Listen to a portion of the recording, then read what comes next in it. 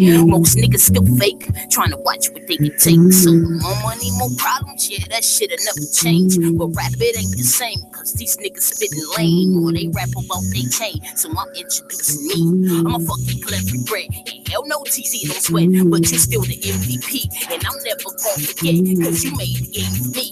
And these niggas taking it, turn the cards into a joke. So I'm here to cue that shit. You can call me Gunsmoke, ladies rappers in the trench. You can take this as a diss. Thought that they control the verse, but them niggas sounding flat like the soul of the Converse. Make them all lose control, not a Slim Shady verse. Now go and converse about the bars in this verse. Ride the tempo real slow like a score zone, and I surround myself with bread like calzones. I'm from Colorado, so I blow that cushion homegrown. Fucking with me like Hurricane Katrina, now your home's gone, nigga. My raps are all mental patient. Your raps are mediocre, that's why you never made it. I kill flows, set it off, Chloe, Queen Latifah. Couldn't consider chopper, so I just grabbed the Nina. My bars are furnace hot when yours are space heater. You're not swagged out in a 98 two-seater. Me, my swag's all 1 million. I live a fabulous life, common freck billion. My street fame will never allow a nigga with street games. You're weak.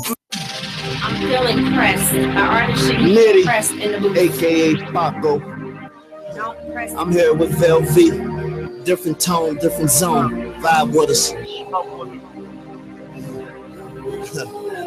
Yeah, coming from me, you know it's real. I don't do shit like this.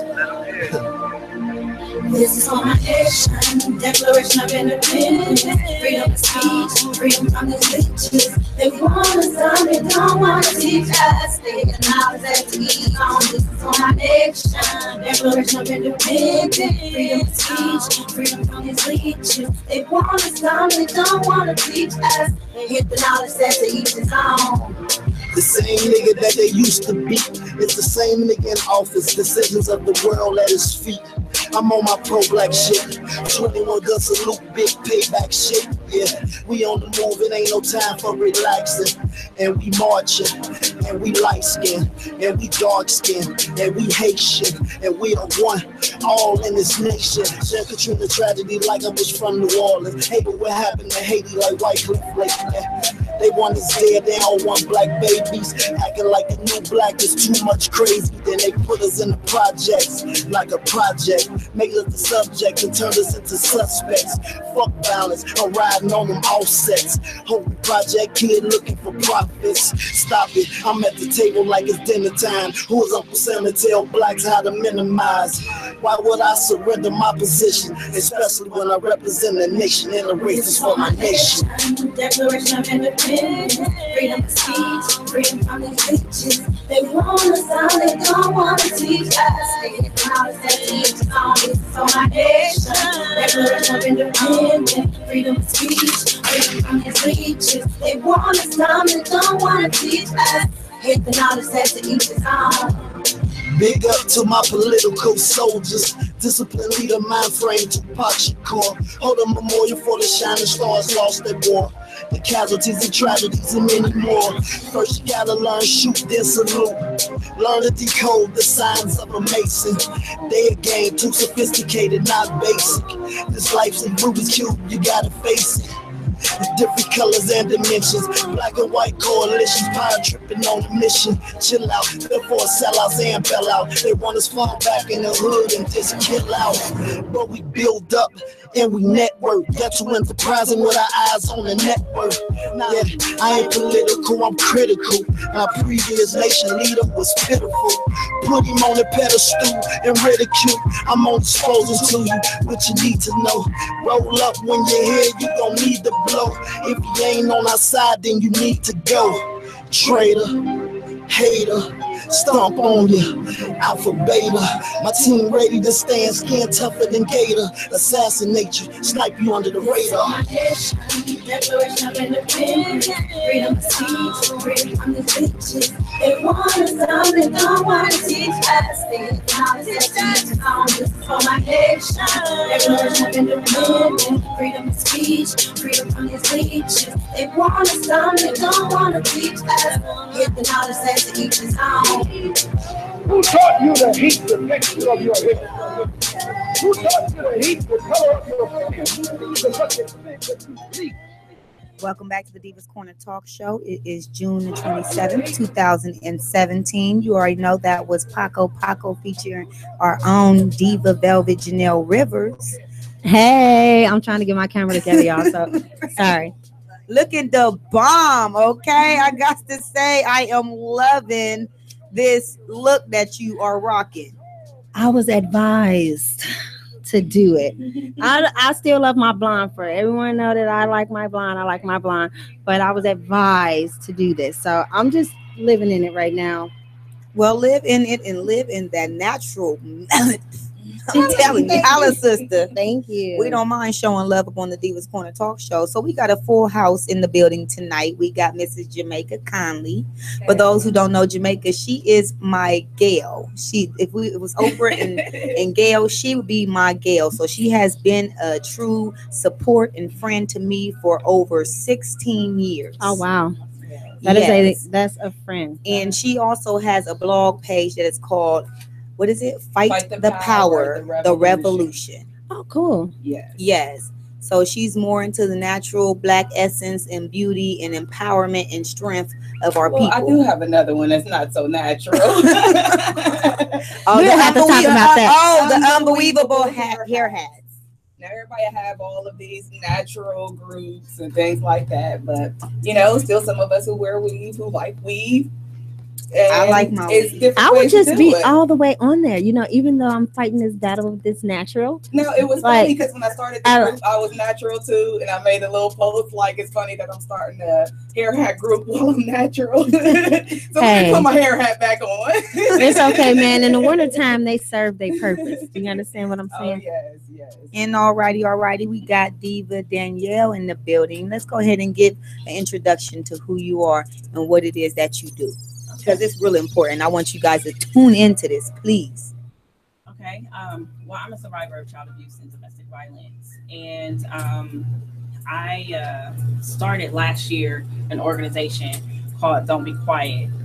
And it was really important to me because I finally came to a stage where I accepted who I am, well, number one, and I wanted to be able to help others. So I did my healing process. I'm good mentally, physically and everything. So I wanted to be able to help others. So in order to do that, I wanted to let people know, hey, I'm going to be your voice until you feel that you can have a voice. So don't be quiet. I was told as a kid to be quiet all the time. Right here. Just in case anybody hasn't seen that, that's Don't Be Quiet. These are her shirts that she's producing, and this is for against child abuse for those who don't know it. It's also domestic violence as well. Wow. Yes. Wow. Because as I said, I'm a survivor. And we're real big advocates on domestic violence. When October comes, I take it real serious for Domestic Violence Awareness Month. The Divas Corner actually has a presenting booklet that we have, so that's on our Facebook page. We're going to have to talk more about this domestic violence coming up. So tell me a little bit more about your experiences with the child abuse, how you had to overcome it and survive it, and what really led you into your ministry. That's what I'm going to call it. I'm going to call it a ministry, a movement and a ministry. Yes, so it definitely is. Well, my mom's boyfriend abused me at the age of between 3 and 5. So I dealt with that, my mom being in the household as well. And at the age of 5, I was taken out of the home. I was awarded custody of the state for a little while, and then I moved with my dad. So a lot of people feel that once you get out of the house and you're not in the home of abuse anymore, then you're fine. And that's not the case. So I moved out of the home. Well, after that, I had to deal with the residue of everything that I went through. So being told to be quiet all the time when I was a bubbly kid, that started the Don't Be Quiet, because I was always told to be quiet. Shh, you talk too much. Don't tell that. A lot of times, especially in the Black community, we're told to be quiet and not tell the business that's going on in the house. What goes in your house stays in your house. We know the old slogan. Exactly. So that is actually hurting people. It's hurting families, because when you don't speak out, you're internalizing that.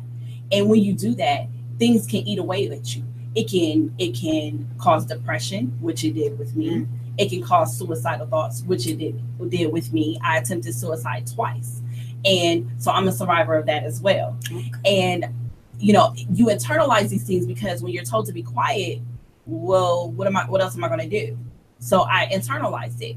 So once I got older and I realized, oh, okay, you know, everybody else is talking, maybe I can talk too.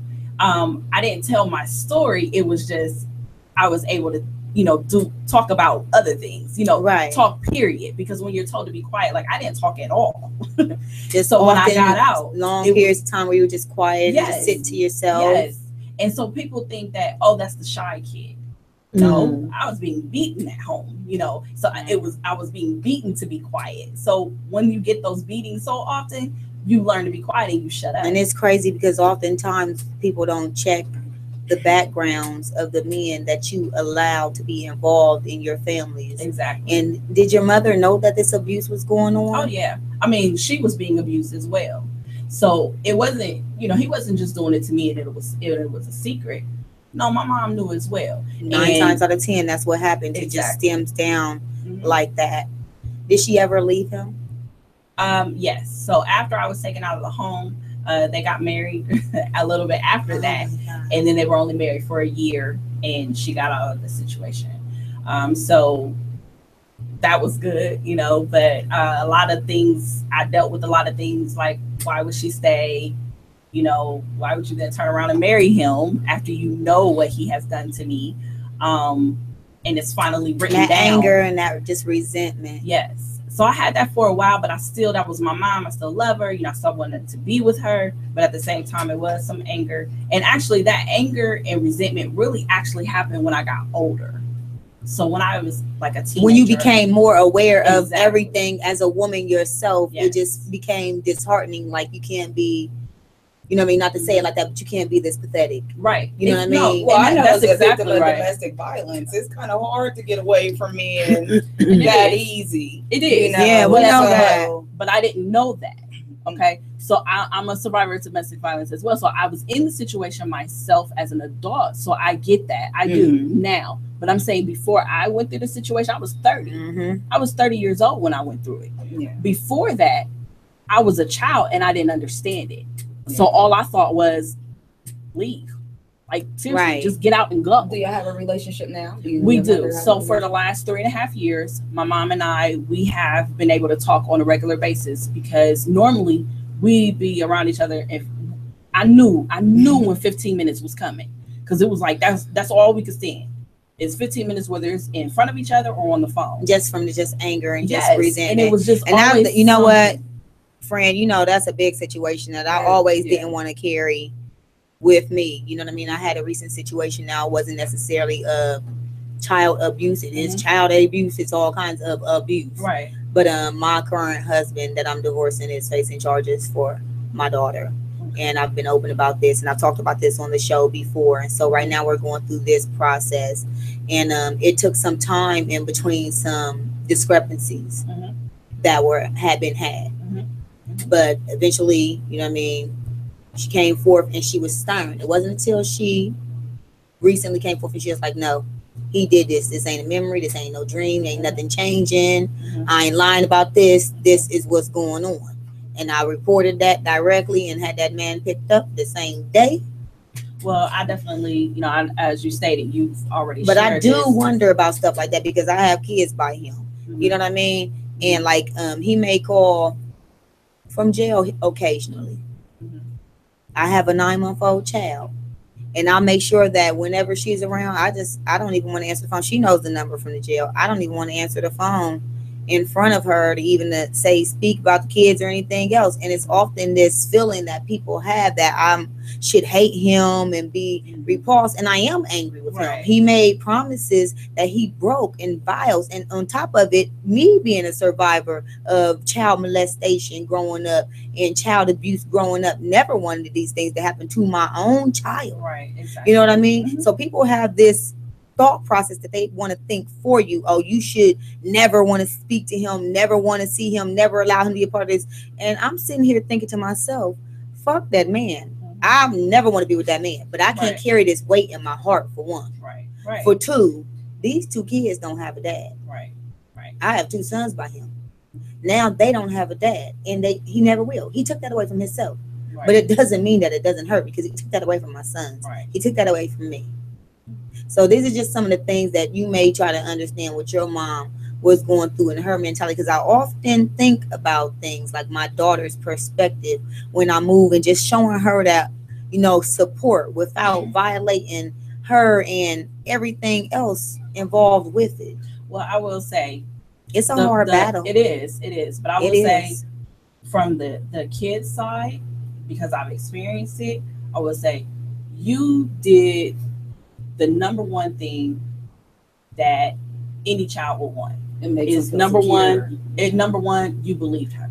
You know what I mean? That in itself, you know what, at the end of the day, if you never would have called the police, if you never went to jail, if none of that happened, you believing was enough. And I'm not saying that's the end all. The other steps you took, as far as, yes, reporting it, and then he's in jail, so there are consequences to what he did. That is huge in itself as well. You know what? And that's what the police said, because they were like, I kind of felt bad because it took a little bit of time, and you feel as a parent, you should have known. Or you could, right. You want to track back and say, well, how did I miss this? Or I should have thought more in depth. But I often look at the places that I was at in my life at that time. I was coming out of Horn. You know what I mean? And I'm a real open person about my past. So I've done it all and everything, but I'm a very spiritual person. I know that God gave me my testimony for a reason. Right. So I walk in it fully without shame. Because it made me who I am today. So at this point in time, I was hoeing, you know what I mean? And I wasn't thinking, and this person showed me some attention that the person who had me out there whoring didn't show me. Right. And just that glimpse of you're beautiful and you're defined by something different allowed this person to creep up in my home, and me thinking that they was there for me, not realizing that they could have been there for my daughters. Right. And I know that you are going to deal with this situation totally how you want to. But I will say that it's never your fault. Okay, so he did that. You didn't do it. I understand what you're saying. I mean, people have told me that. Don't get it twisted, because I'm still getting through the residue of it myself. Right. And personally, I do blame myself for not being more thoughtful. Even though I was lost and I was broken, I still had someone else to be responsible for, and I feel like I let that person down. And as a mother, it's a battle with belief and disbelief, and what's going on, and getting the full story of it too. And then it goes way deeper than that. Once you have a situation where your child comes to you about something that's upsetting like that, you begin, like, every little thing you second guess, you question, you know what I mean, as being a parent. But we've talked about, not having the right type of parents, or having both parents in the household. So you're lacking certain things, you know what I mean? Right. So what a person may perceive as being okay sometimes really isn't. Right. You know what I mean? Thing is, so men, we all know men prey on us. Yeah. Prey. We was just talking about that earlier. Men prey on us, and whether it's good or bad. Okay, so men seek us out. They say, "Oh, okay, I like that girl. Okay, I'm about to pursue her." Okay, so that's still a form of preying on a woman. Men that are manipulating, and they know that they already know their end is going to be to hurt this child. They know how to come in. So every man is not going to come to you the same exact way. Yes. So when they see you and they say, you have made a change, you no longer are out there in the streets. Oh, she about something now. You know what I'm saying? She's making a difference in her. So I got to come at her a different way, because I'm a survivor of child abuse. So now that man that abused me physically as an adult didn't come to me the same way. You know what I'm saying? They came to me as the knight in shining armor, because I really didn't have a father. So yeah, my father took me in after the abuse, but I don't have a relationship with him to this day. And it's like when they get you to fall in love with them, that's when they want to pounce, on their prey, because we let our guard down and our vulnerability down. So why do you think that women would say? I don't know, because It's not even always letting our guard down. Because, and I say that because if it's just love. Yeah. It's not so much letting your guard down. You didn't do anything wrong. Like letting your guard down isn't wrong. It's just love, and you're in love. But what is somebody you love versus somebody who's just coming over to visit? You know what? I think that Black people have a constant dysfunction of what love truly is, because since we don't have a lot of the men in the home to show exactly what love a daughter, a woman, a wife, a mother of their children should receive every day, we go out here and we got to play with it and fiddle with it and learn the hard way.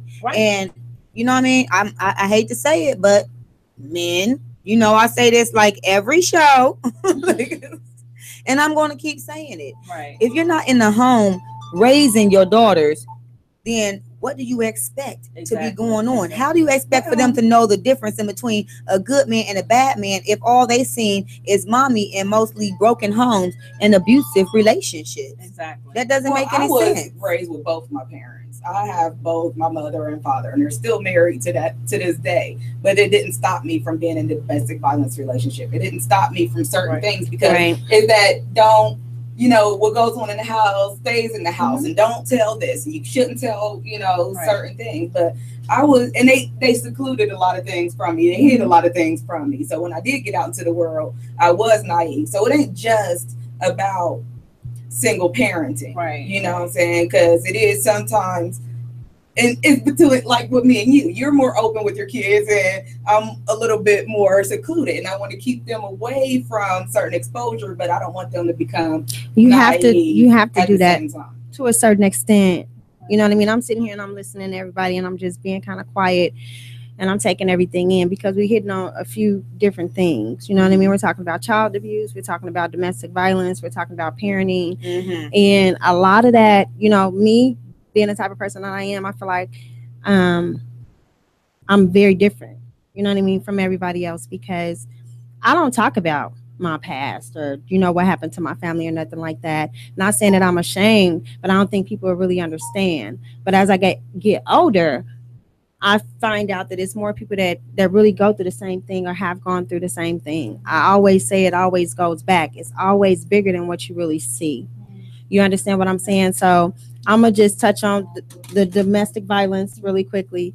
With that, like when I was saying that you may not know, I'm going to tell y'all this. Like my grandmother and my great-grandmother are 10 years apart, right? So when people say that, you know, the first thing they say is like, you know, how could they be 10 years apart? That means my great-grandmother had my grandmother at 10 years old. You know, my grandmother she was a rape child. She came from being raped. You understand what I'm saying? They're from down south, and the laws were different back then. When instead now they would have took that man and threw him in jail, but when they found out that she was pregnant, they made him marry her. Yeah, that's what they used to do in the Bible. That's what was supposed not to, only I can't imagine, because I got an 8-year-old. I can't imagine a grown man jumping up and down on my daughter. Not only is abusive, the abuse continued in the home. So she didn't know how to be a mother. She didn't know how to show love. She didn't know, because she was born out of that. So when you come to a situation like that, it trickled down. My mother, she couldn't give my mother the love, the guidance, none of that, because she didn't know that. It seemed like you know what I mean? 100 years of black women have experienced that. My but mother, then my grandmother as well. You got me. You know, I'm from my mother, and it's just a whole bunch of shit I'm not going for, just on the strength of learning about me. You know what I mean? My mom moved away from all her people. Like my mom is from down south. I don't know nobody down there. You know, but that made me want to research and dig and try to find, because sometimes I do stuff that I'm questioning myself on why I'm doing it.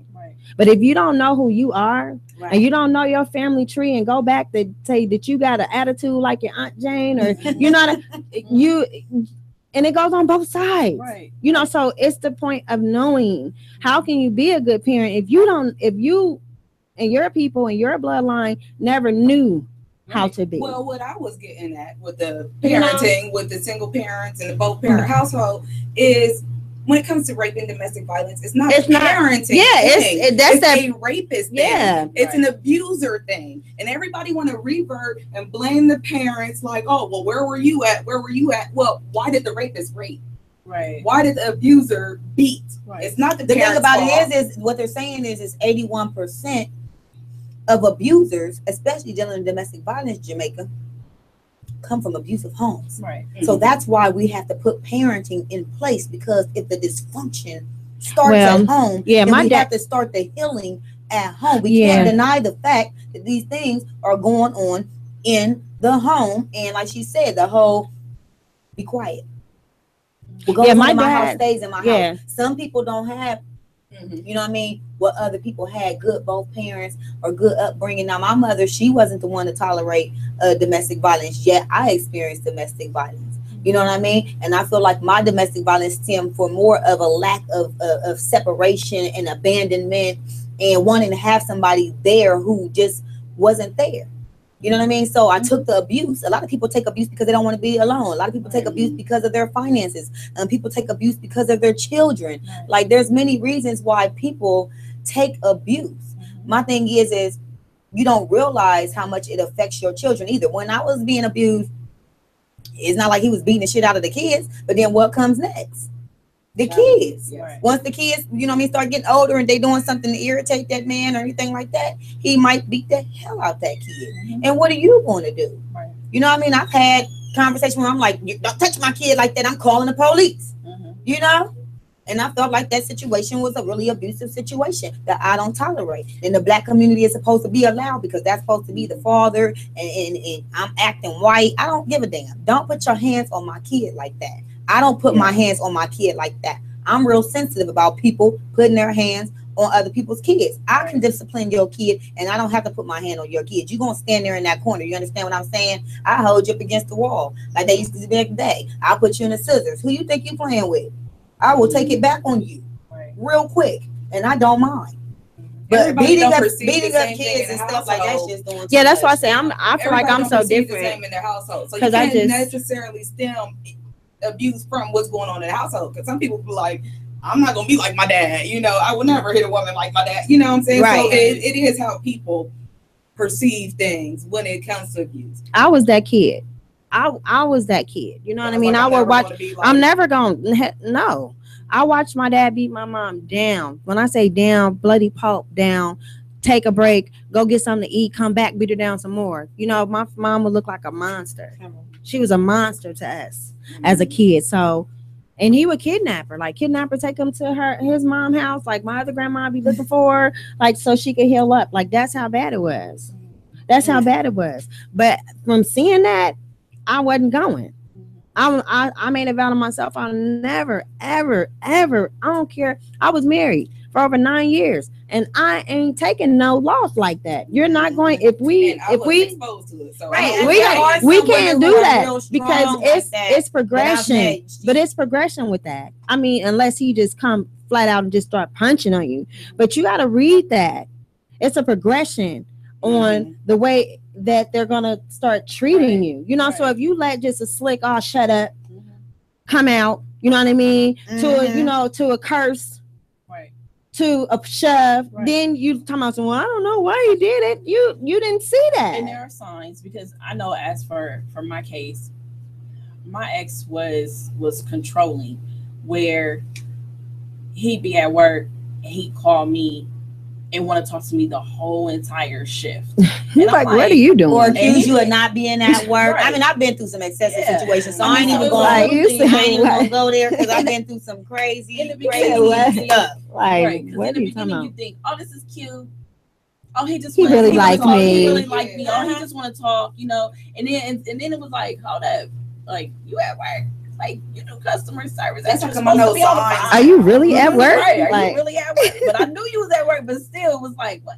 And then it was like, you. Right. And then other things was like, he wanted to always dress me. You know, okay, everybody like another control method. Yeah. always tell me how he wanted my hair to be, like down every week. I get my hair done, and you got to tell me exactly how you want the curl or swoop, and everything. Ooh, I mean, he was like, detailed, right? Very detailed. Well, I'm just thinking. He sound like he might have been gay. No, I'm just gonna say. I'm just gonna say it right now. He was very mad at me, but he metrosexual. was very much on it. Okay. And I don't know. To this day, I still don't So I know got nothing some. about that. I got some resource information that I want to share with you guys. So we got the National Domestic Violence Hotline. That's 1-800-934-9840. That's 1-800-934-9840. And then the Ohio Domestic Violence Network, and that's 1-800-799-7233. I'm going to post this information on our page as well. But if you know somebody is out there who's going through child abuse, I don't abuse my kids, and I don't like to report people.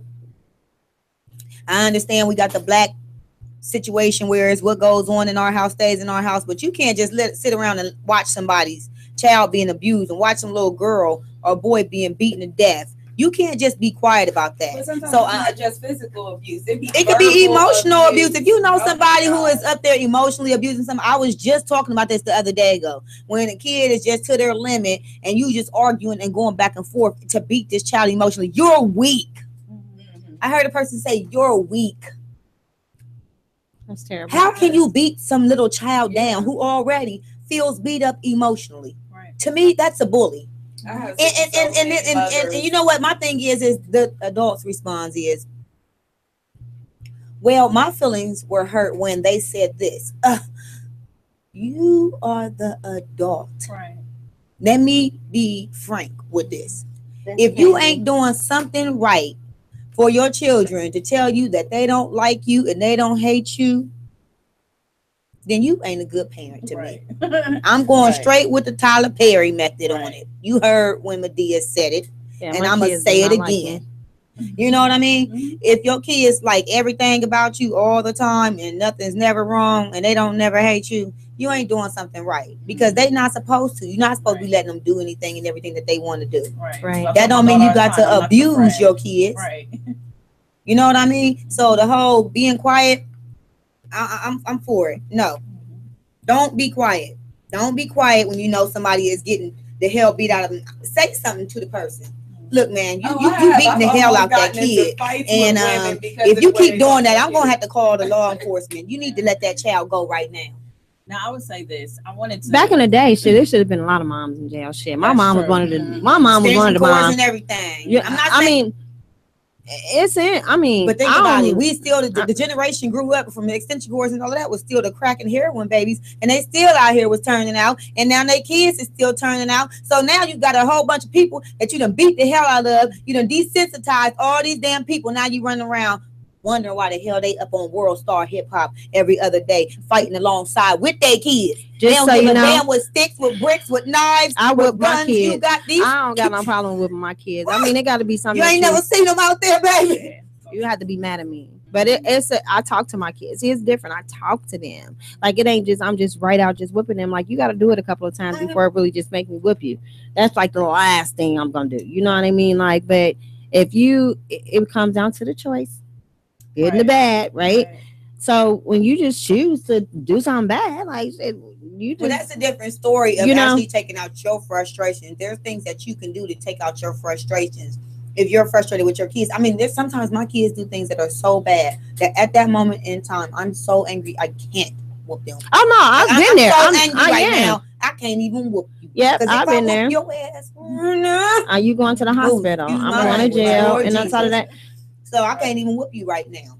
Yeah. But people need to know the difference, because you got the life pressures, the bills, relationship, job beating down on you, friends or family or whatever situation that you're going through that's extra outside of that. So you got to be careful not to take it out on the children, because oftentimes we take things out on the people who are closest to us. Mm-hmm. So households, though? No, I'm not saying it's necessarily in mainly single parent households, but I did want to hit on it because it's also known to be something that men are only do, and that is not true. It does happen in single family households. You do get frustrated as a single mother. You do get angry. When I first moved here, we can't sit here and play the role that there aren't women out here getting upset, beating the hell out their kids. That's not true. I would be telling a lie. Right. This is not even a gender situation. This is child abuse, and child abuse can happen from women and men. Right. I thought Columbus was crazy. Like, I'm from Minnesota. Like, when I first moved here, it was like a slew of like little babies being shaken, killed. Like, and it was black dads, like young black dads all over the news. Like, and this was like 8-9 years ago. Like, I was really tripping. Like, where, how can you get that mad? I mean, I get being frustrated, but you know, you got a 6-month-old. Come on. Because he was crying, because he probably was hungry or needed to be changed. Like, it's only a few things that they gonna really grab. We moving into the second half of the show. Raven, you got that king shot you for me? You got that? You got that? When we come back from the break, we're going to be talking about some police brutality. This information regarding child abuse is going to be available on the page. Can you tell us how we can reach you on social media, how we can follow your movement, and how they can purchase some of your t-shirts that show some support? Y'all didn't see these t-shirts? I'm be rocking this. I'm telling you. Right here. Don't be quiet. Please open your mouth. When you see this shirt is so universal. I'm telling you right now. I'm just like going to be going around about everything because I'm always talking about how. And I don't like to shut up. So well, I wanted to say how me not being quiet helped me out of my domestic violence situation. Right. And it's kind of, even though I was naive and gullible, like I said, I was verbal in a quiet way.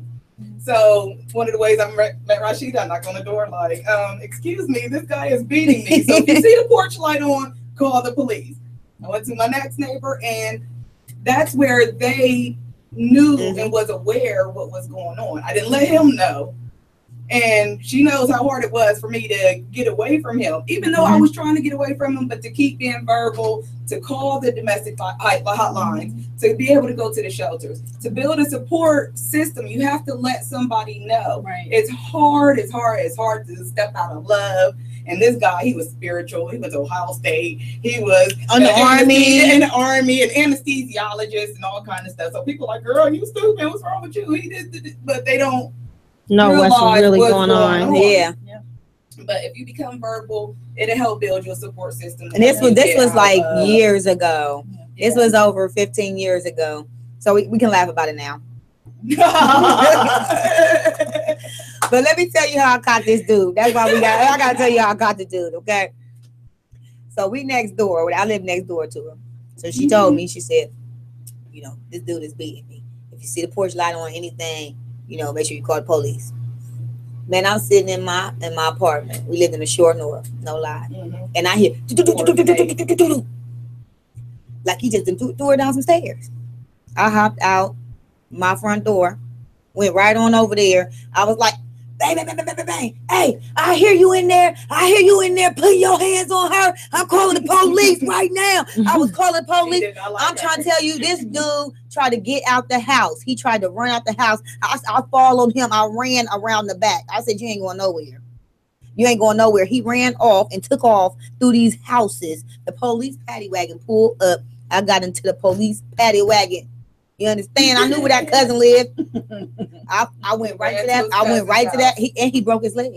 Oh wow! Jumping out the window. When the officers came and knocked on the door, he jumped out of a 2-story window, broke his leg in 3 places. That's what he did. And called me from the hospital like, "Why you ain't come and see me?" Wow. That was the end of him. After that, it was over. But you know what I mean? It took some time, like she said, to get out of that situation. And we can look back and we can laugh about it now because, I mean, I was frantic at that time. All I heard was the doom, doom, doom, doom, doom. And I was like, I can imagine what he was doing.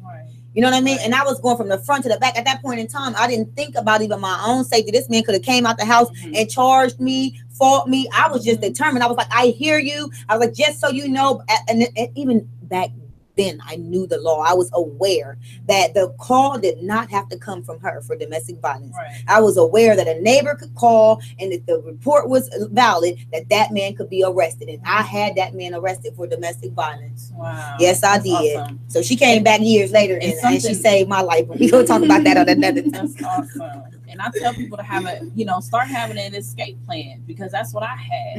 You know, I happened to come across a TV show, and it was telling women how to get away.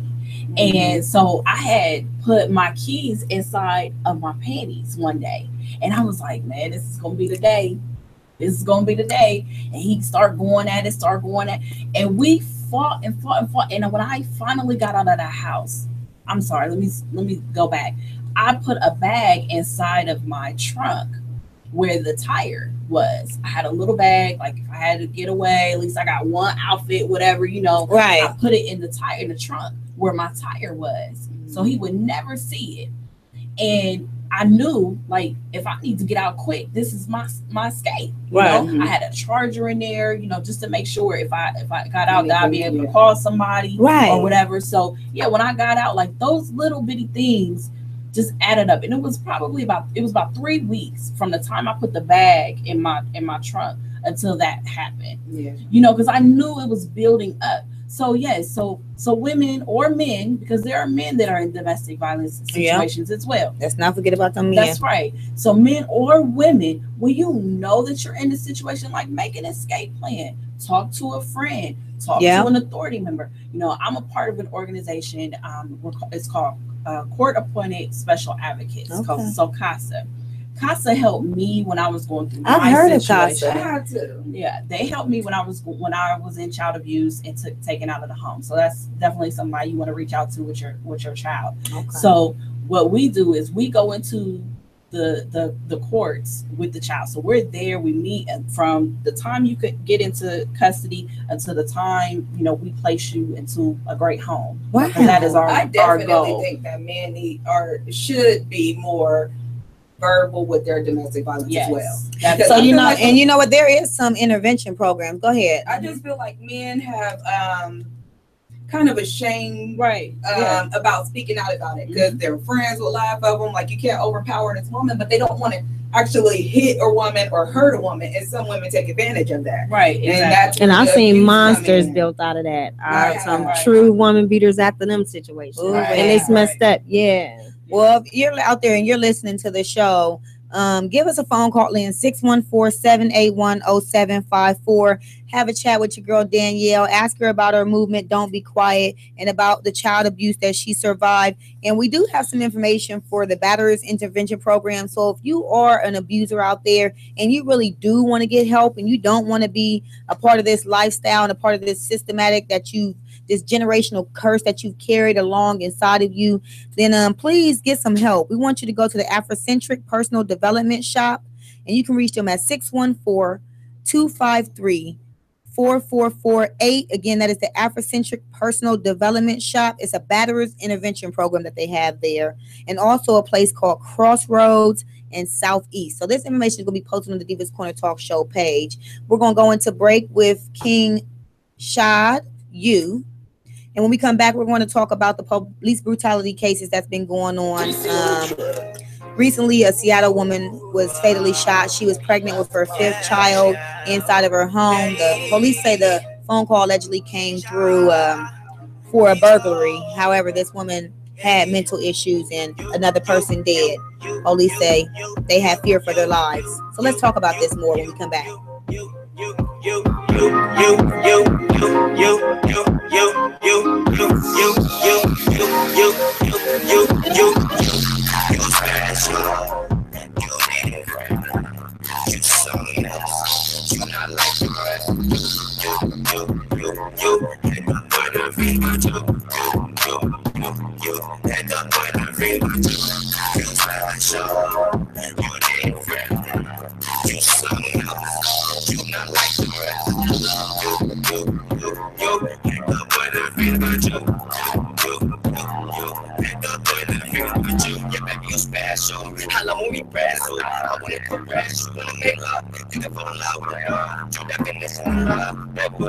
I can show you so real. Just tell me how you feel and keep it real. Stay up in it like my girl. Baby, I know we can chill.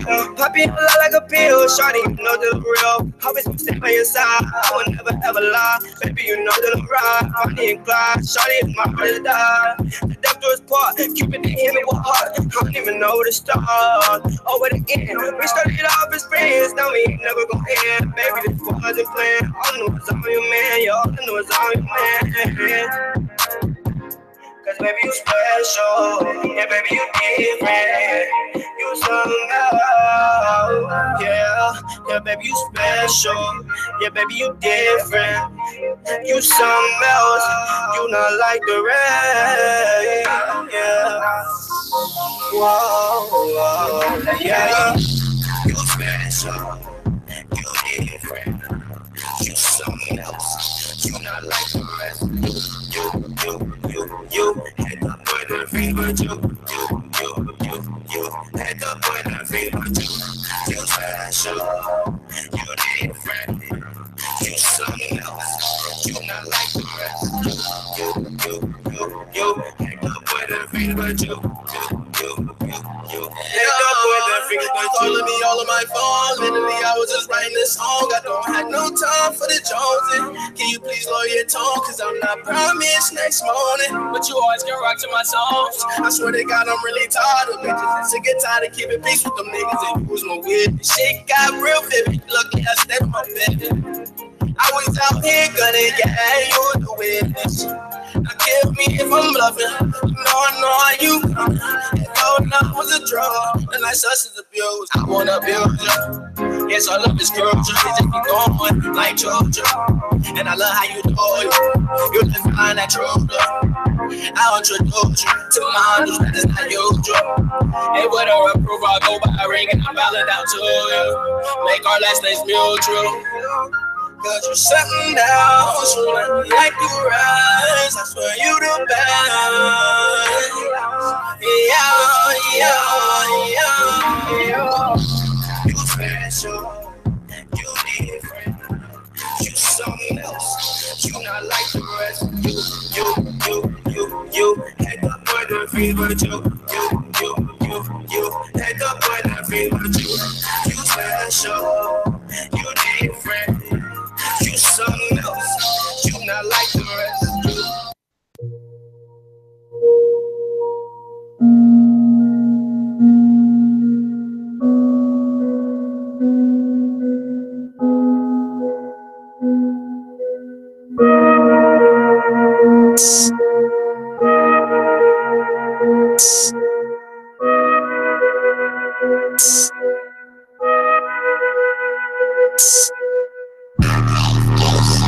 Man, I know what it is, man.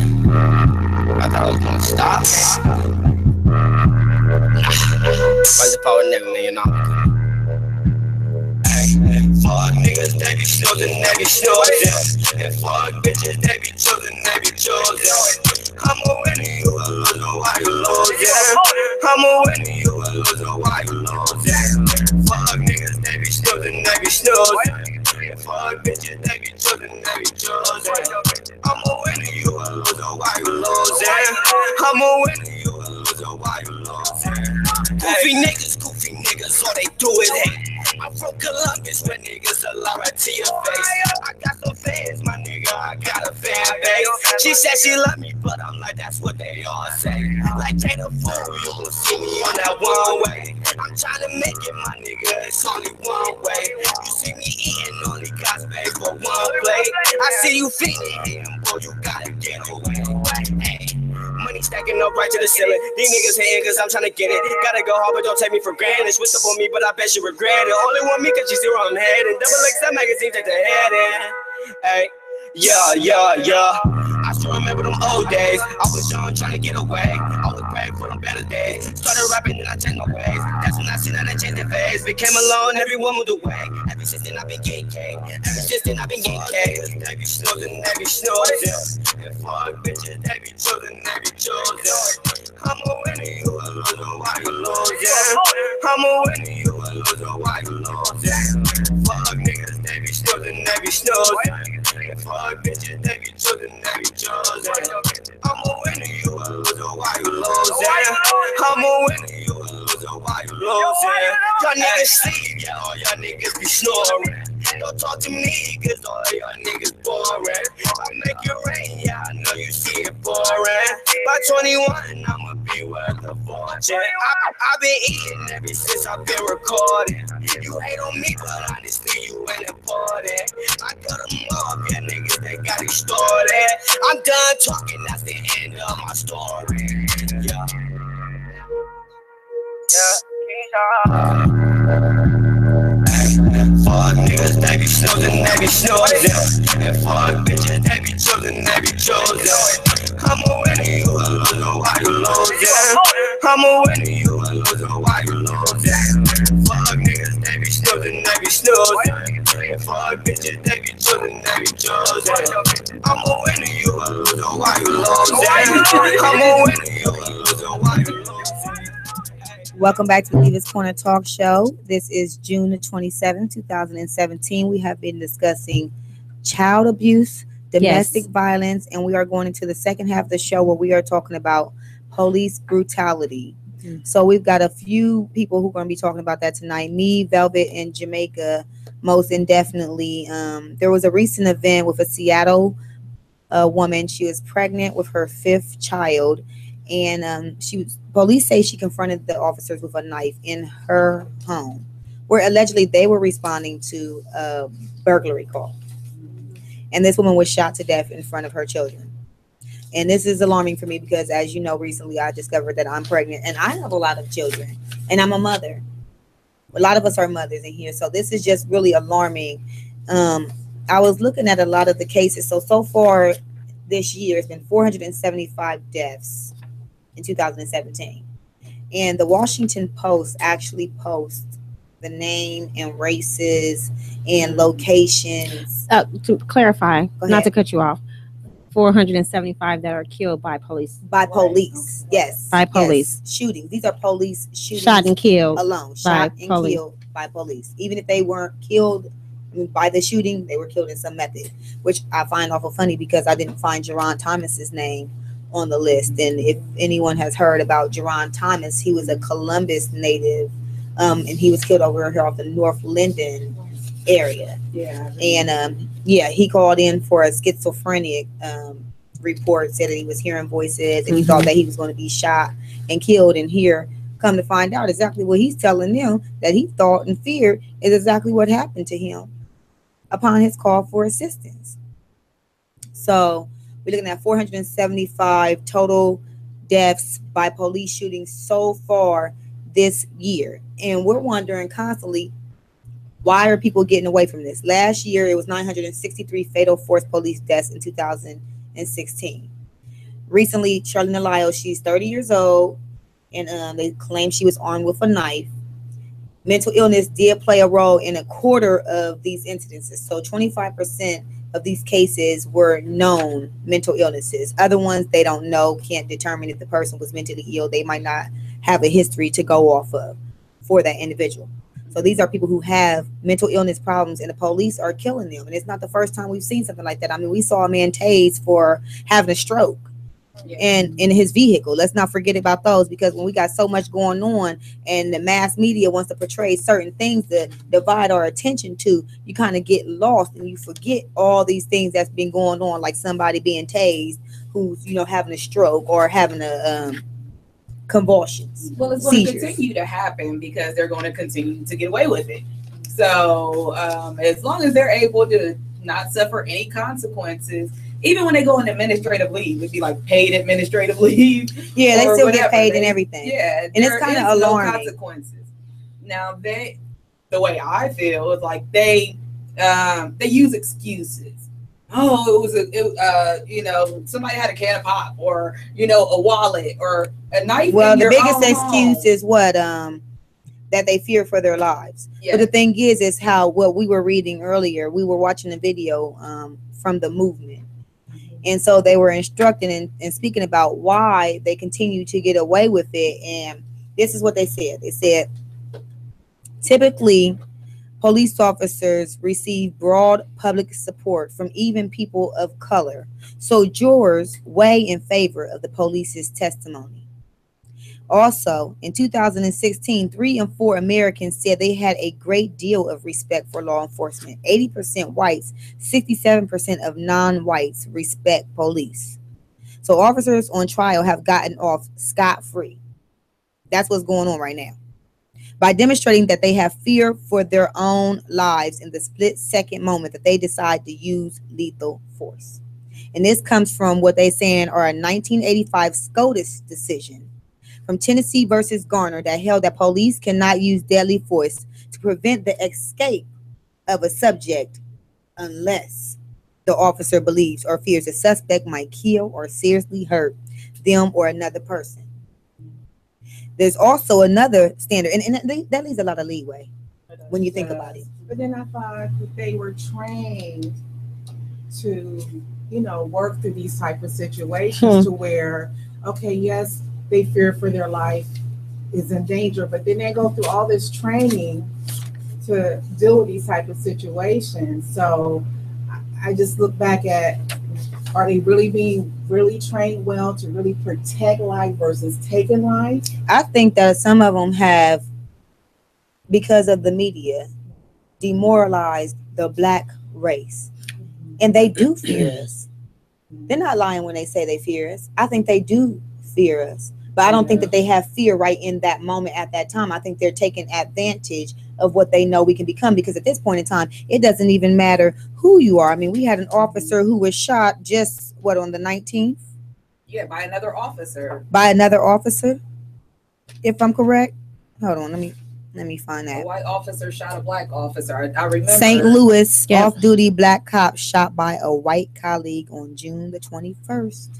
2017, the off-duty officer heard the gunshots taking place outside of his home, took to the streets to assist in the arrest, and he was shot by a white colleague. And one of them knew him, but one of them knew him. Hold on, no. Two of them knew him, and then the new person who arrived on the scene all of a sudden didn't recognize him. Well, guess what? If the two who are there aren't with their weapons drawn and shooting, then why did you pull up and shooting? And that don't make no sense, because I just watched before I came that whole Tamir Rice video over again. And that boy was at the park for a good 10 minutes playing by himself in the snow, walking around, sit on the bench. They pulled right up. And shot it. They didn't wait. There was no get out the car, freeze, don't move, don't shoot. There was nothing. There was pull up, tap, and the boy died. Less than 10 seconds. You understand what I'm saying? How can they fear for their lives? Where is this reasonableness at? Yes. What makes somebody fear for their life? Now, to me, it could be anything. Well, according to police officers, from raising your voice. You raise your voice back at them, and they technically fear for their lives. I don't know, man. I'm on the fence. So, I mean, I don't think that every police officers, y'all get a bad name. Y'all need to call in WTMH radio, call us and let us know what's going on, because every police officer is not bad. I was just talking to someone today about the topic on the show today. And in my neighborhood, I don't live in a good neighborhood, but I have seen police officers out there playing kickball with my son. I've seen them. Okay, but what are they doing to stop other police officers? I know that we can't stop nobody from, when you make the decision to do something, can't nobody stop you unless you want to stop yourself. The reality, you can do that, but at the same time, everybody, rain down on these police officers, and all of them. I'm just saying, speaking for the ones that are not the bad police officers, we do have some that are active in the communities. Now, I feel like, well, you know what they say. One bad, not killing someone. You upholding the law the way that it's supposed to be. I mean, I have friends that are police officers. Okay, so I'm gonna put the scenario here. Say you are the criminal, and I'm just your friend. Okay, and you shoot somebody else. Then I am also an accomplice. So why wouldn't that police officer who's sitting there witnessing or whatever not be held accountable when they have the right to do it? Because we have the right to do it as citizens. Did you know that as a citizen, if you see the police wrongfully arresting somebody, that you can shoot that police officer and take his life? And that it will be legal for you to do so. So if the same people, if we have the right to do I'm not saying that that's okay. You heard what I said. No, I'm not saying that that's okay. What I'm saying is, speaking on defense of, I know police officers, and I can tell you an experience that I experienced. You feel me? Like, police officer respond, domestic violence. Flip side, my friend is beating the hell out of her boyfriend. You understand what I'm saying? So when I say I'm sitting back here quiet, because when y'all talk about stuff, I already even been through it, seen it, something. You know what I mean? And I don't like to put people's business out there. But not even knowing, the police officer that was responding was her uncle. was her uncle.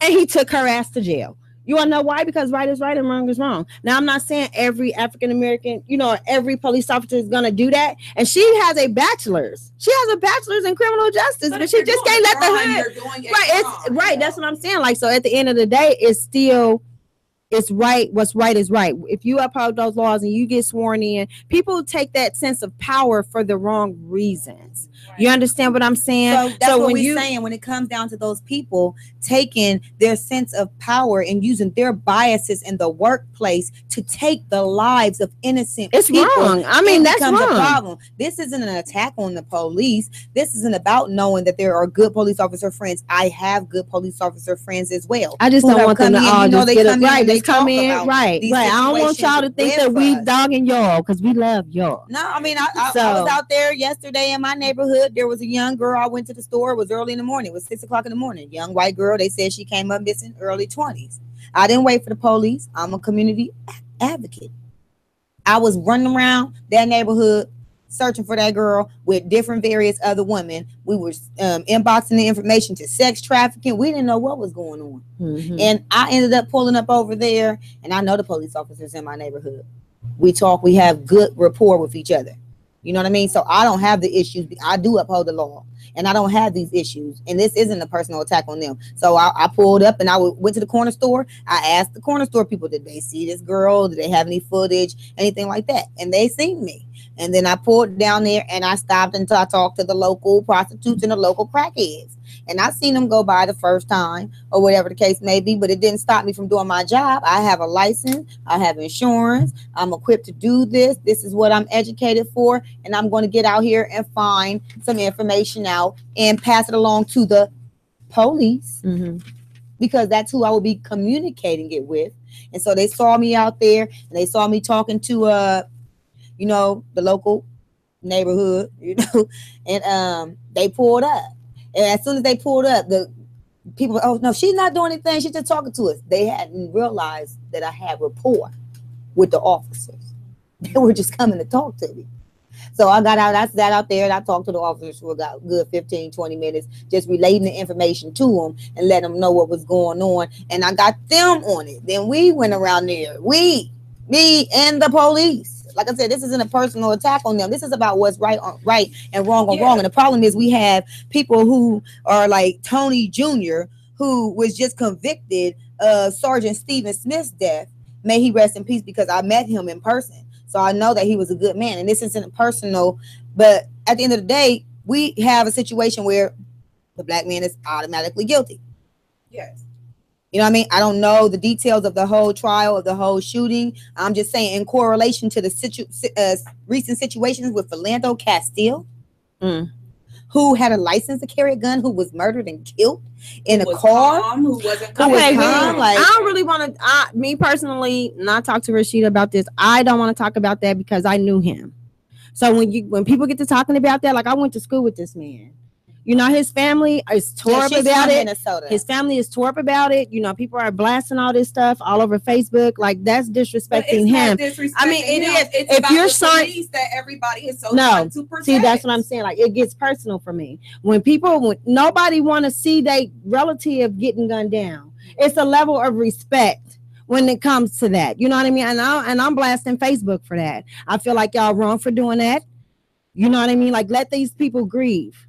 Let them grieve. The injustice is already done. It's nothing that we can do about that. It is something we can do. No, it's nothing. It's nothing. Those police officers have already been. They done settled out of court. They done did all of that. As far as that particular case, that case is done. And speaking on behalf of his family. The problem is we get outraged about it, and then all of a sudden, after that, it goes away. No, it doesn't go away. It doesn't, and that's what's the problem. But I'm just saying, just on the video, the main media, the videos. Like, I'm speaking just on the videos. I feel like that's disrespectful. To the utmost. She's talking about the. No, this is Facebook. This is Facebook. Not only just Facebook, but even with Trayvon Martin. And the way they were showing his lifeless body on TV, on MSN and MSNBC. Yeah, MSNBC and all of that type stuff. They were showing Trayvon Martin's life. And that's still a level of disrespect. But the thing is, you know what I mean? I mean, we know it gets beyond disrespectful because people are up there taking pictures of people in their caskets, and I don't like that. I don't mind fighting for that. But it's certain things I feel like you just going overboard.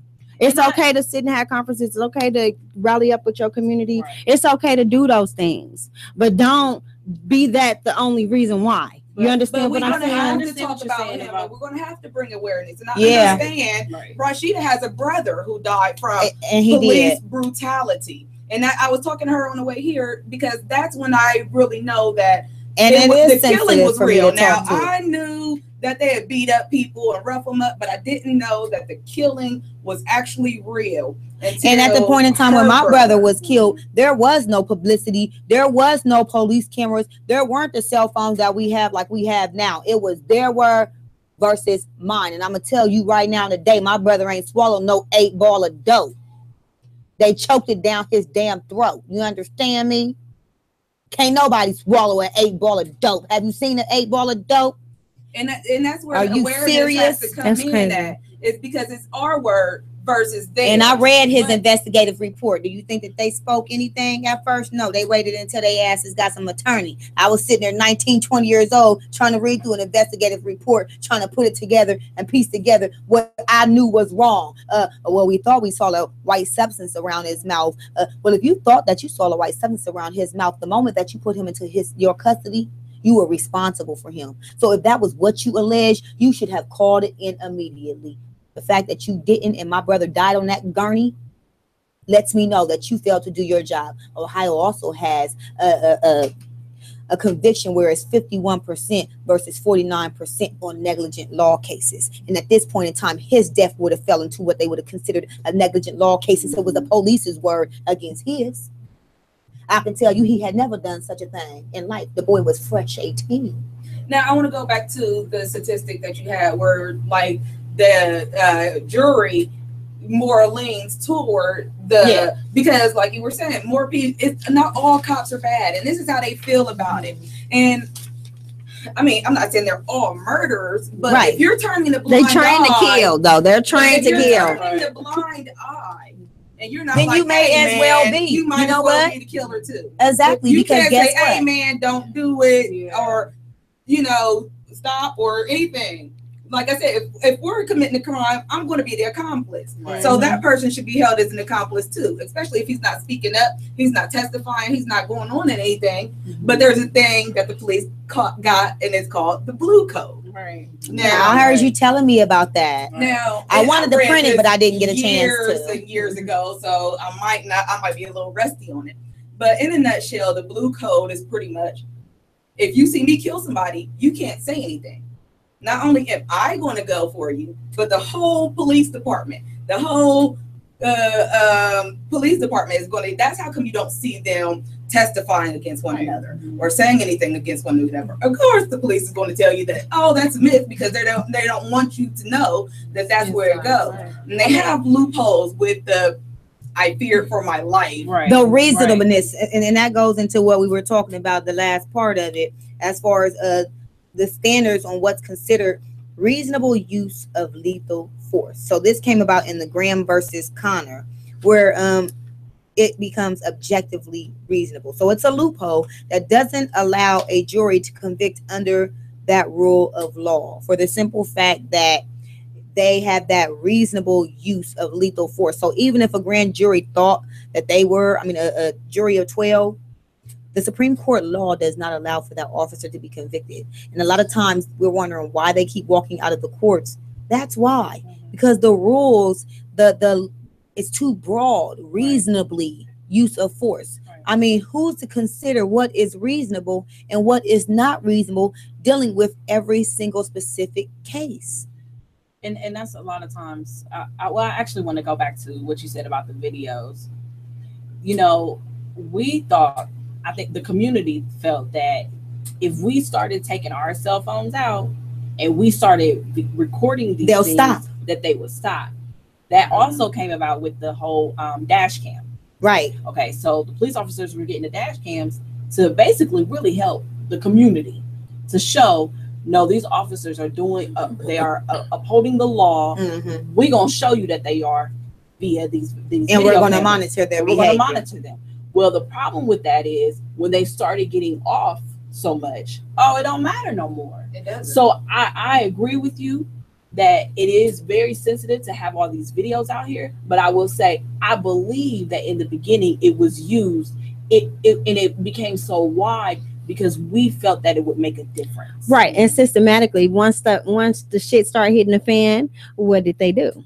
They took that shit away. So now it's an option. So if your account is private on Facebook, no one can share your shit unless they save it down. You have to save it to your phone, and then you go and share it, and it'll be as if it's your own. But they took that away because that live shit it brought awareness to a lot of different things, not just violence, black on black crime. It didn't just bring it to that. You know what I mean? You've seen some parents out here crazy, seen some kids out here, some teachers, you know what I mean? It brought awareness to so many different things. So once that was thrown out there, and they said, okay, they got a little bit of power with that, are we gonna take that away? Are we gonna redesign that so that they don't have that power? And with everything going on, and we're so focused now on bringing awareness, what happens is with all the crimes and different things that's going on, it produces more fear. So when you produce more fear, guess what? When police come and somebody sees something, they're gonna panic because of what they've already seen. They've already portrayed out on social media. You see it on the news. Then, like, say if it didn't even involve me or somebody I don't know, but when you see it with your own eyes, it makes you angry. So now you're producing where people are upset, they're angry, and then you produce fear. So what happens? It keeps going like a whirlwind. It never stops. So are we truly, really addressing the situation on, okay, yeah, black on black crime, black on white crime? Really, we bring awareness, but how are they going to really get these police officers to really come together and say, listen, yeah, a few of them make things look bad, but how are we going to restore the trust with the community? Right. Because I think we need more black police officers, and I think they want them to come on down, but they want them. They encourage that. They encourage minority officers. So it's just the same. They encourage that just for people that don't want to be police officers. Go out there and be a police officer. They have a convention every single year in July. They just had they have one every year in July, June the 23rd. The other day ago, I know for a certain 6 p.m. to 8 p.m. because I posted on my Facebook page. They had an informational session, and I think that we need more, tolerant, well-behaved citizens, black men in the community, and we need to offer some incentives because I don't know if you know, police officers don't make a lot of money. I don't know if you know this or not, but they don't. They don't for not even 2 years. I don't even think it's a 2-year program. It's not more like a 10-month program. The way that they tossing these people out there on the streets, letting them do anything. Okay, we bring in awareness, but really, what we gonna do about the situation? How are we gonna really draw it back in and say, okay, this has already happened. We can't change what has already happened, but where do we go from here? I think we need some funding programs set aside to offer minorities of different races of color to start getting into law enforcement for their own community. But see, when you say that, they are paid through taxes. We go to work to pay them. So but they wasting money on these freeways, and our neighborhoods ain't safe. We ain't safe from each other. Well, so at the end of the day, we need whoa, backpedal, because I hate when people try and do the black on black crime because of police brutality. Right. So we're going to focus on police brutality and what they are doing. Yeah. The reason why it's a problem is because they're not being convicted, and that's when it's going to change. Is once they start getting convicted. So the law, but like you said, the Supreme Court is not going to allow them to be convicted. So we need some laws that need to be changed. It's some more training that they need. It's not what we need. It's of course it's going to be criminals. If it wasn't criminals, then we wouldn't need police officers. So it's going to be crime. Yeah. But every crime is not death worthy. A 12-year-old boy playing with a Red Ryder rifle BB gun is not death worthy. It's not. And they need to know all this in fear for their life. They should not be that terrified. Don't portray the neighborhood. Exactly. Deal with the fear. because you know they keep saying they're in fear for their life, they're in fear for this. Well, first of all, I mean, what kind of fear do you have when you see a 12-year-old kid and you pull up? I don't understand what fear they had when they pulled up and just shot that. It was like a drive-by. Yeah. If you have never seen the Tamir Rice shooting, please, I know you feel sensitive about the videos, but I promise you, it's a video that you definitely need to see because it's horrific and it is an awakening. But with these videos, we can tell that these people are not committing crimes. It's not the criminals. It's barely even armed people. It'd be unarmed people. And the problem with black on black crime is those people do end up going to jail and stuff like that. Now you do have what we were talking about, because we talked about black on black crime last week. So you do have the stigma of people not wanting to snitch. And that's why I said I love her shirt logo, because I'm taking that around with me on everything. I'm always talking about how you need to speak up in the community. You know, if you see something, say something. And that's my motto. Like, go back. I mean, I'm on some New Jack City, like how they his ass in the movie, excuse my language. Like, you gonna get out of here in this neighborhood with that? I live in my cane real quick. In the city, and if I see something going around, because I live around over there near Villator, if I see something, I'll address it if I feel comfortable. But I'm not gonna just, you know, every time something go wrong. Right. No, black on black crime is one thing. I'm talking about murder. Black it's not. I mean, it's black on black, but it's not black on police. Black people are not just going out attacking police for them to be scared. I don't care who, you know, did what in the weed house down the street. I don't care about the weed house. Lord forgive me, I don't. Yeah, certain little stuff like that, I really don't care about. When it comes down to murdering innocent little children and people and stuff like that, like, I just can't not say anything. And I tell people around me, like, look, I am involved with the police. So if you don't want me to know certain stuff, don't tell it to me, because I'm telling, okay? I mean, I'm a snitch, and I don't care. Yeah, because if nobody doesn't take a stand, exactly.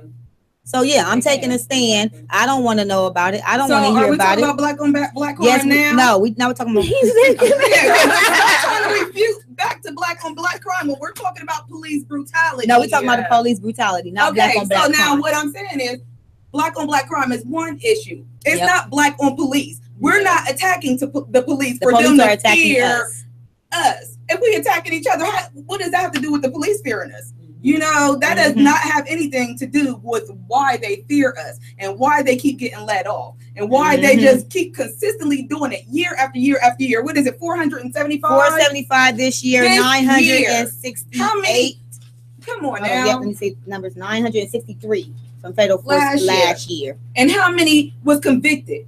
How many of them? Well, I know it says that out of the thousands, among the thousands of fatal shootings since 2005, only 54 officers have been charged.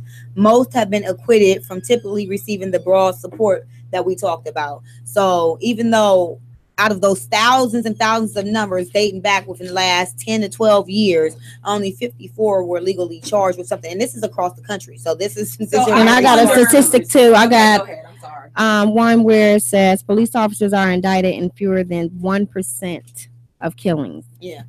But the indictment rate for civilians involved is a killing is 90%. Wow. And then we did have less than 1%. Less than 1% for a police officer to be really indicted convicted of anything. So what is the difference between the police officers who were convicted, versus the police officers who weren't? They were both on camera. Both of the suspects weren't really doing criminal activity. Like, what made those police officers be able to get indicted while the rest of the 99.999% get away? But you answered that. You know what I mean? You answered that already. You already just touched on the blue code. Okay, so you think the ones that get indicted? Not saying that that's right, because when we get to talking about changing laws, like that's a huge battle. You understand what I'm saying? Like, so for us to come in here and be like, okay, we got all our stuff together, we're gonna raise awareness today. That don't mean nothing. You know what I mean? Like, we can raise some stuff in our community, but this is national. So what do you think? What something that's national that we do? Because I mean, from basically what I'm looking at, these SCOTUS laws are a real big issue on the reasonableness and the length of the sad.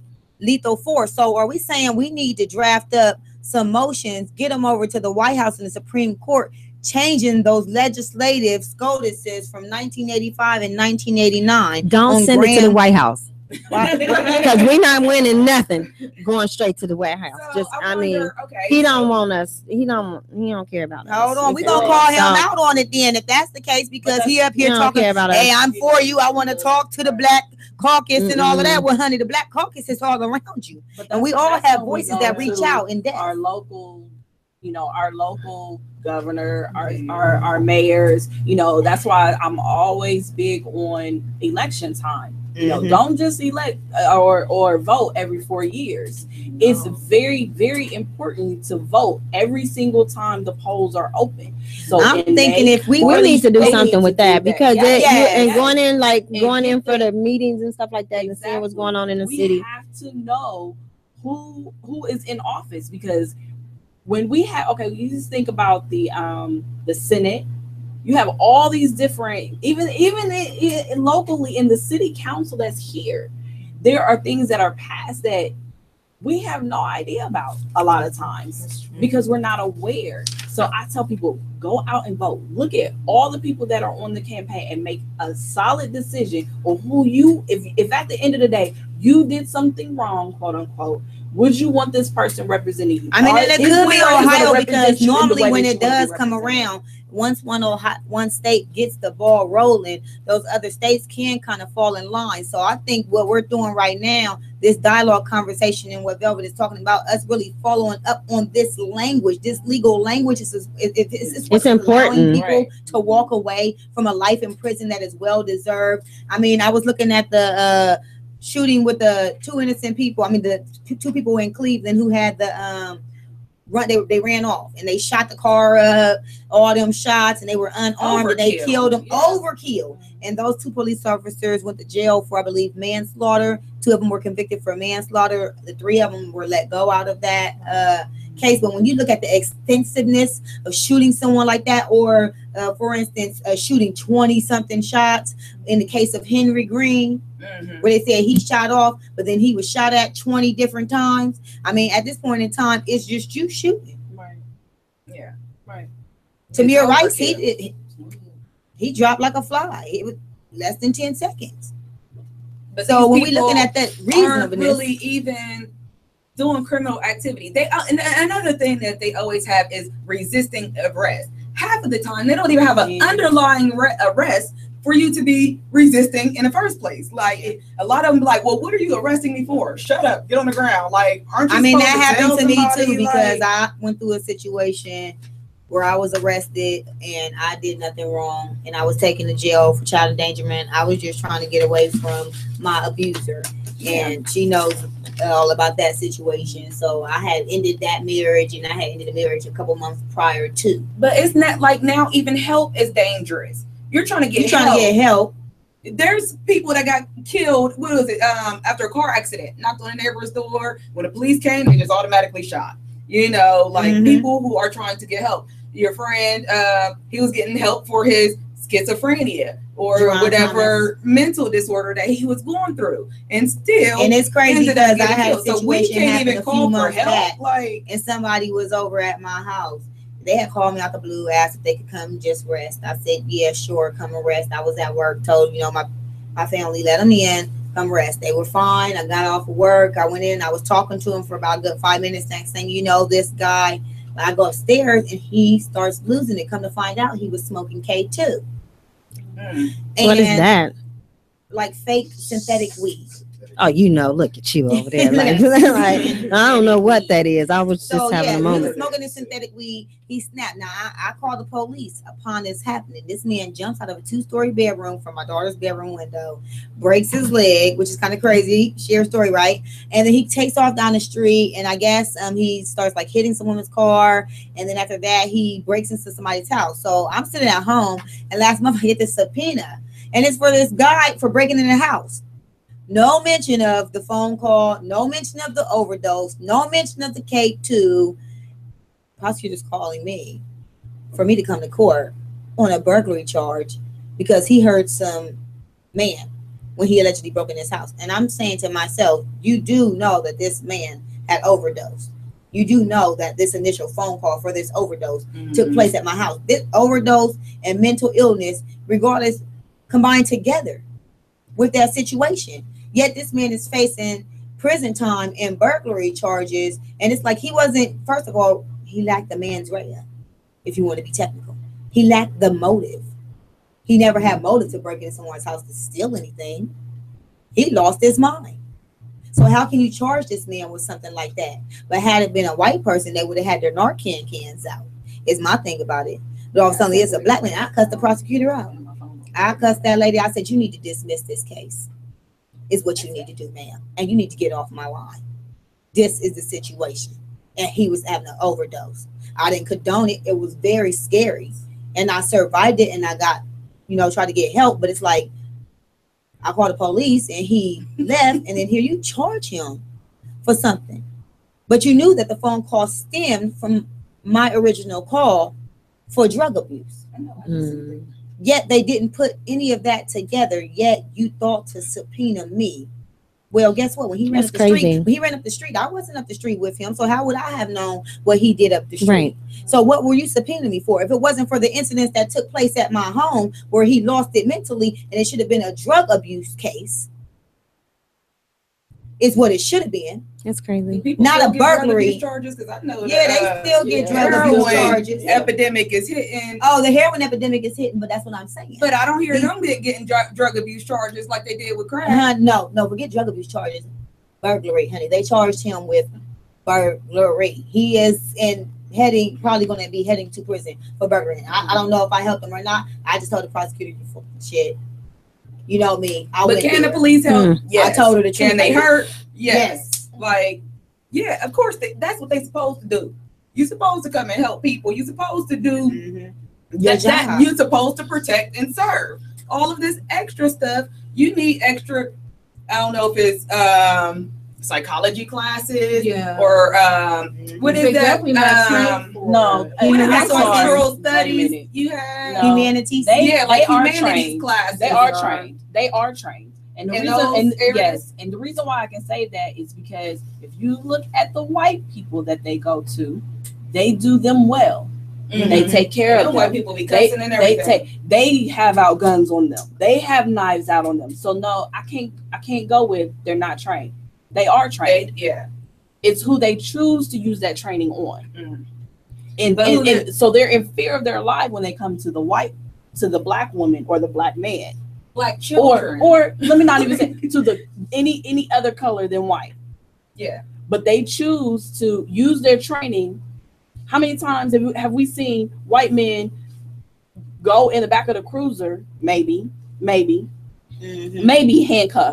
Yeah, when they walk in there. And they walking and chilling going into the back. But or handcuffed in the front. They did convict that boy of those church murders. But when he was walked out, he was not in handcuffs. And it's awful crazy because that is time and time again, this person was not in their right mind. The guy who ate the face off when he did the bath salt, he was walked in. Yet this man that I'm talking about went crazy and lost his mind, and he was hunted down. They called him a human shield. I seen it on the news. I watched it right there on the news. They called him a human shield. Is what they called him. They just couldn't take it down. And I'm going to go back to black on black crime, but it's like I think that they criminalize us because we criminalize each other. Every little thing I hear, even men that's like my age now. I was raised in the height of the 90s, so I know what y'all dudes used to do. But you criminalizing guys, look at them with their dreads or their sagging pants, so they must be, a drug dealer or this young guy. Oh, this is the killer. Any black man who has a gun has to automatically be some kind of killer. Like, you cannot have a gun to protect yourself like everybody else has. Like, everybody else has the right to bear arms. Why is it such a criminal activity when we bear arms or when we sag? Now, Billy could sag in a skateboarder, but I just got a problem with the whole sagging thing. Like, don't sag. Right. I got sons. I don't play that. Ain't no sagging. It ain't gonna be no sagging. My dad didn't sag his pants. My uncles didn't sag their pants. So hey. Well, your dad and uncles must not have been Bloods, Crips. No, and they weren't. They weren't, and they weren't. In my day, they wore and they weren't. baggy. My dad's 65. My dad just turned. My dad just turned 65 years old. He's from Little Rock, Arkansas, and he ran the streets in Chicago. He was in a motorcycle gang, and you can't sag your chaps. You understand what I'm saying? So it's just that's not what you about to do. No, but the thing is first of all, what I'm trying to say is that's a fashion trend that people are stereotyping by making them criminal because they the sagging, Trayvon Martin's a thug. You should be stereotyped if you wearing baggy ass pants. Yes, you do. No, so yes, you do. Because wearing the tight dress, does that mean that she deserves to get raped? No, but I'm saying if you wear these saggy ass pants, so he deserves to die. No, I didn't say he deserves to die.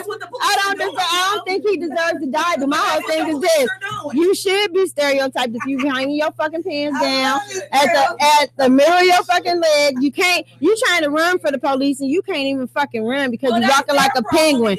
But yes, but it's stereotypical. No, they don't even. Half of these people don't even know why they even sagging their pants. You understand what I'm saying? They don't even know where it's coming from. But they just doing it because they see it. Know some of the history of sagging, and I because I don't like. I got a problem with that. No, don't sag your fucking pants. Like I still have to agree. I mean, that's like Raven got his gold teeth on, so because he got his gold teeth on, because he got platinum in his mouth, platinum. Shit. Okay, because Raven have platinum in his mouth, mean that he's a drug dealer. No, what she's saying is I understand that, but I can take that if somebody want to stereotype me. The difference is how I conduct you can take that as long as you're still breathing when you walk away. You can't take that somebody when you that's just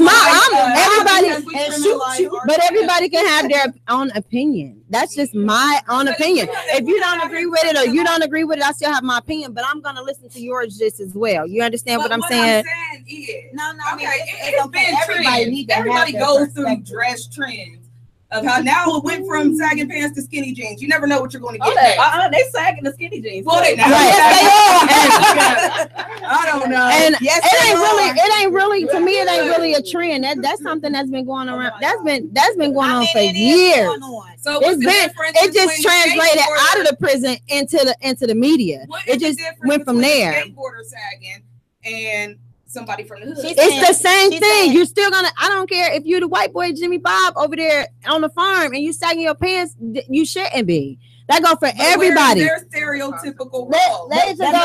If you're gonna do it for one, you're gonna do it for all. Somebody based on their appearance and what they're wearing instead of based on what they are actually. What I'm saying is, only thing I can say about that is yes, I'm going to stereotype you if you're holding your fucking pants down because it comes from ignorance. So if you're just gonna look at something, my sons are raised in Gahanna schools. They're around skateboard kids, but and that's it's where ignorance. they get the sagging from. But it's still ignorance. It's a fashion trend among them. But it's still ignorance because it got translated into the media and to become a fashion trend, but that's not what it came from. So if you know the history of what it came from, it being ignorant comes from not understanding of where it came from. So now it's socially acceptable to do it. That does not make it right. Where it came from then? It comes from prison. No, it did not. Wait. It did not only come from prison. Hold on. Right. I got it. And then me. I got it. It came from back in the day with the slaves because they ain't have no belts to hold up their knuckles. That, along with hand-me-down clothes, I had to sag my clothes because my sisters was older than me. And when they passed their clothes down to me, so sometimes older belts is expensive too nowadays. So it ain't always that a person want to sag. I mean, I never got anything new. I was the middle child, so I ain't never get nothing new. I got everything from my sister. You feel me? I had was bigger than me until I grew into it. Oh yeah, you got that too. It's a mindset. I don't care. That's my opinion. It's a mindset. That it's only from prisons. There's plenty of gay people in prison with their pants up. And they will still be back somewhere doing the do. They got on whatever.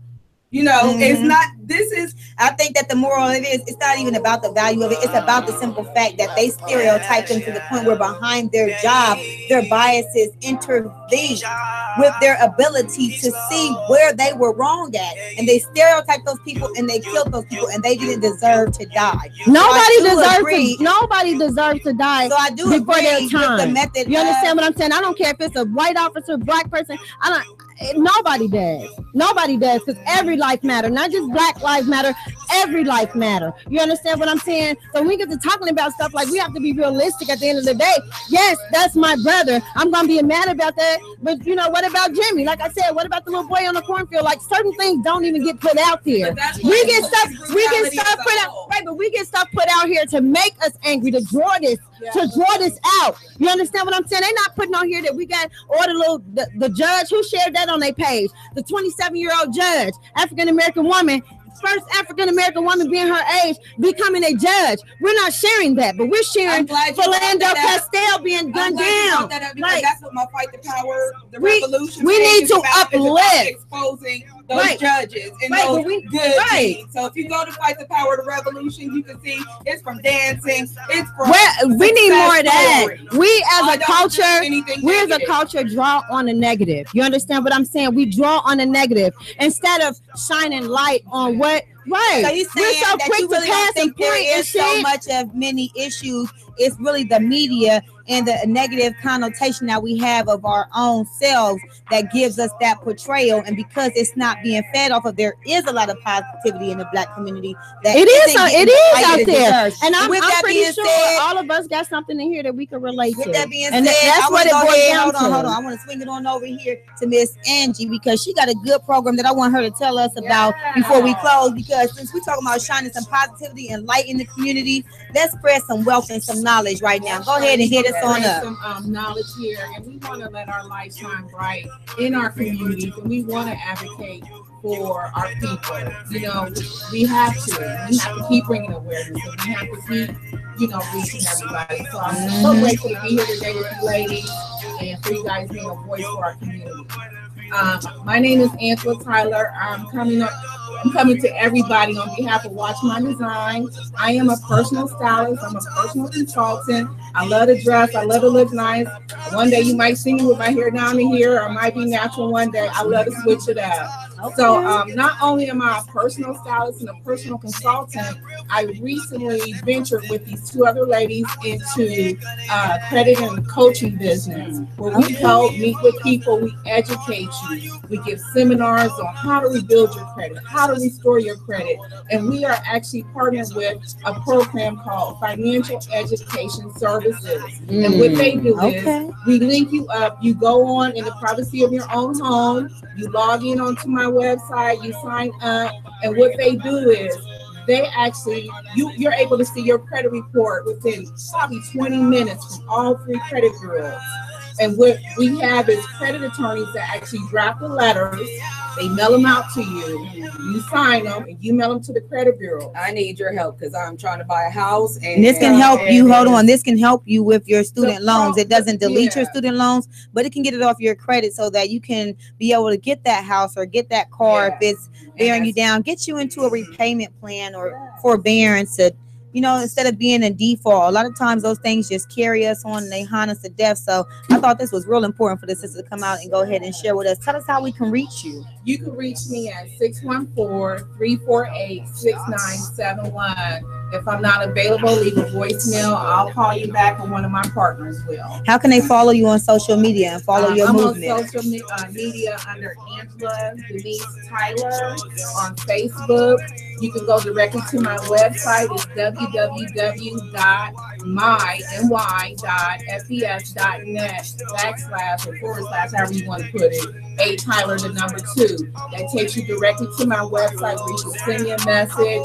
You can email me, and again, I will respond right away. And we're going to have her post that information on the page because we're constantly talking about putting money into the Black community, and we're talking about making changes, but we have to understand that it takes some money to make some of these changes. When we talk about policies and bills and proposing things to the government, these things don't just happen on their own. Ain't nobody just gonna come out of nowhere and just draft these things up for us, because they're not making a living by doing this. for nothing at all. So in order for us to be able to pull these resources and some of this support, we need to have some financial gain, and we need to start putting money into our own pockets so we can be more entrepreneurs, and we ain't got to worry about who's policing us, because we'll be policing us. We ain't got to worry about what the community sees as wrong or what kind of wear, because we'll know that that fashion trend is something that we don't want to set, regardless of the stereotype that comes along with it, or the freedom that America should be able to have when it comes to however you decide to wear your clothes. Because right now, that's the time era that we live in. You can be a man, you can be a woman one day. It doesn't matter what you are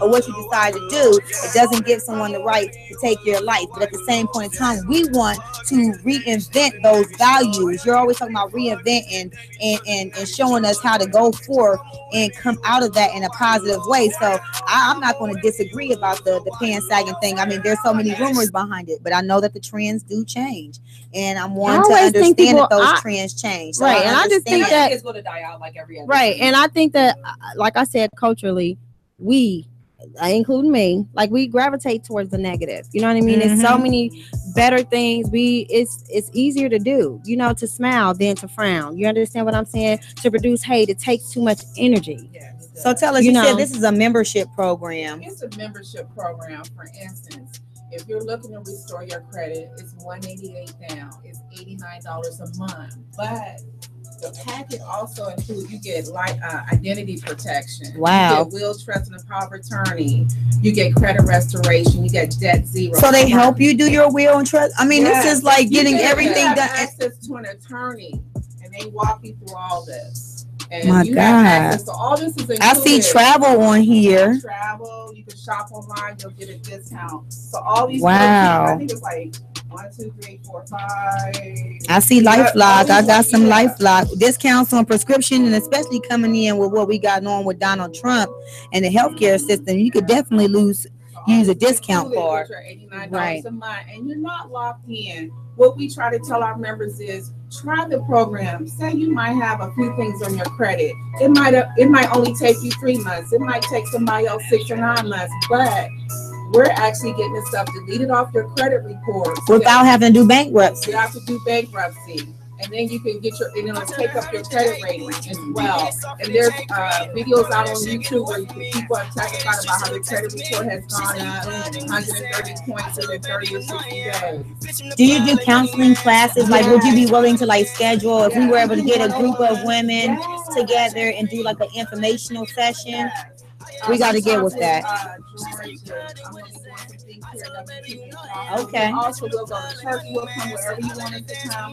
We also have Wealthy Wednesdays every Wednesday in Easton at 4200 Regent Street, Suite 200, from 6:30 to 8. We're there. We ask questions. We do a presentation. We actually show you about the business opportunity if you would like to become a credit repair agent. And like I said, it's not just it's a business, but at the same time, we're helping someone else get back on track. Because we understand that sometimes, you know, stuff happens, life situations, things get off track, but this is the way we can get things back on track.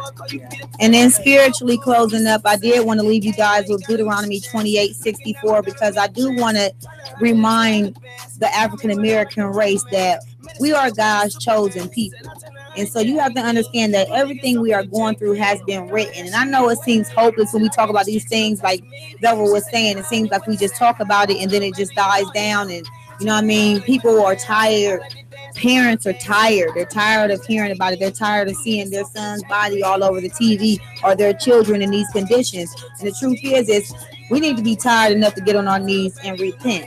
So if you want to understand where we are at spiritually and why we are going through the things that we're going through, you need to take a look at Deuteronomy 28:64, because it speaks about how we went back into our re-enslavement 400 years after we had came out of slavery from Egypt. It talks about how we were going to go back and how the yoke would be on our neck and the punishment that was going to be given and handed down to us. And it also speaks about that redemption. Remember that God has promised to redeem us, and at that due time, which is coming soon, the Lord is going to deal with everybody who has done wrong to us. So I know we've been oppressed and we are the world's most hated people in the world. But know that God is with you. I want you to be safe on your journey out here till next week. Please read Deuteronomy 28:64 and up. Let it be known right here. Where can I get this shirt, Miss Angie? Don't be quiet. Please don't be quiet. That's the wrong shirt to give us. Just so you know, like that's right. You can get them online on my website. I am DanielleSmith.com, or you can follow me on social media at Don't Be Quiet and the #1 on Instagram and Facebook. And I'm also on Facebook